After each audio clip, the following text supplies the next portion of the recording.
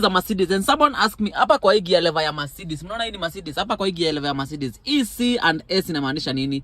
Well, you all know that P inamaanisha parking, R inamaanisha reverse, N inamaanisha neutral, D inamaanisha drive, na kuna drive minus na kuna drive positive, but kuna EC and S. Watu wamekuwa kiulizia EC and S inamaanisha nini? Well, leo niko hapa kuwachanua. C inamaanisha comfort, inamaanisha comfort. Yes, you drive this car in comfort, because I mean this is a car for luxury, my guys. C inamaanisha comfort, and then S inamaanisha sports version. Ukiingia pale expressway alafu mtu anataka kuanza kubishana na wewe kwa barabara, uweke uchape hiyo gear hivi alafu uchape huko kwa S, inaingia sports mode automatically. On the C mode it doesn't speed. It gives you comfort, driving with, feel like you are just a bossy. But ukiweka sports mode ni mbio mbaya. So anyway, that is the meaning. Do let me know what you think about it. This is a Mercedes C200 up on sale at Terava Adventures. Terava Adventures. Nakonga zimeandikwa tuko kwa shati zetu.